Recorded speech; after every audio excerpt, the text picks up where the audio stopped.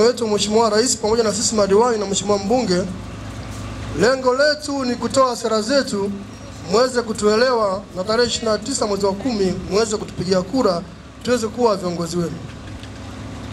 Ndugu zangu wananchi wa kata ya Kibaya, ninajua mna matatizo mengi sana katika mji wetu. Tatizo la maji limekuwa ni sugu sana. Mji huu sasa hivi tunatumia maji kutoka kwenye taasisi za kidini, kwa maana ya misikitini na makanisani. Leo hii maji yakiwa msikitini hakuna, wananchi wa Kibaya wanateseka. Jamani, zamani tulikuwa tuna vituo vingi sana vya maji, lakini kwa serikali hiyo iliyopita iliyoko madarakani ndio imeua vituo vile vyote.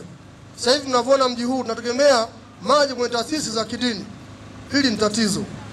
Madiwani tunao, viongozi wapo, lakini hawalioni kwa sababu si wenyewe wana maji nyumbani mwao, hatuelewi.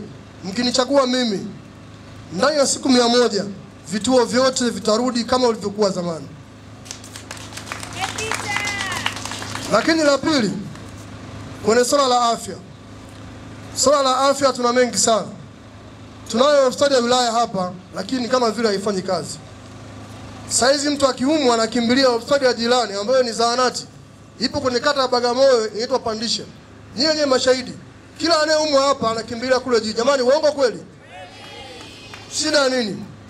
Hospitali tunayo, lakini hospitali hii ni hospitali ya wilaya. Ina hadhi ya kuhudumia matatizo yale makubwa makubwa.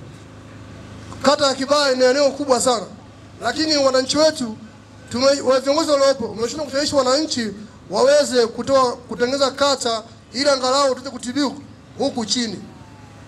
Ndio maana wenzetu kule wapandisha wanajinafasi, hawana shida kabisa. Mtu akiumwa asubuhi Pandisha 7,000 yake kapoa kila kitu. Wewe umwe njoo hapa hospitalini, una shilingi 20,000 unapoa paracetamol. Jamani, hii sio haki. Nawaambia tena, mkinichagua mimi nasema wakushikana na Mheshimiwa Rais na Mheshimiwa mbunge, nitahakikisha tunakuwa na kata ya Kibaya, tunapata zahanati ndani ya kata yetu ya Kibaya.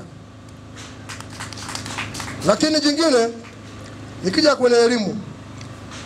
Kwenye elimu michango imekuwa sasa jamani ni hatari. Mtoto asubuhi anaamka bila kumpa shilingi 500 hajaenda shule.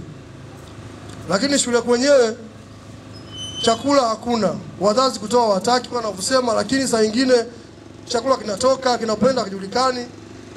Na nafikiri usimamizi umekuwa ni mbovu. Na ndio maana kila siku vikao kwenye mashule yetu haviishi. Kila baada ya wiki mbili wazazi tumeitwa. Kila wiki mbili tumeitwa. Tatizo hili ni viongozi walioko juu wanashindwa kusimamia. Na ndio maana kila siku wazazi tunakuwa tunateseka. Leo naitwa njoo kuna kikao. Mnaambiwa si mtoe mahindi sio nini, wengine watoe, wengine watoe. Jamani, nawaambia mimi mkiniweka madarakani nitahakikisha nitasimamia kila kitu, kwa sababu hamna ambacho sikijui. Najua kila kitu. Hapa halmashauri mimi sio mgeni. Mimi nilishakuwa mwenyekiti wa SACCOS kwenye wilaya ya Kiteto.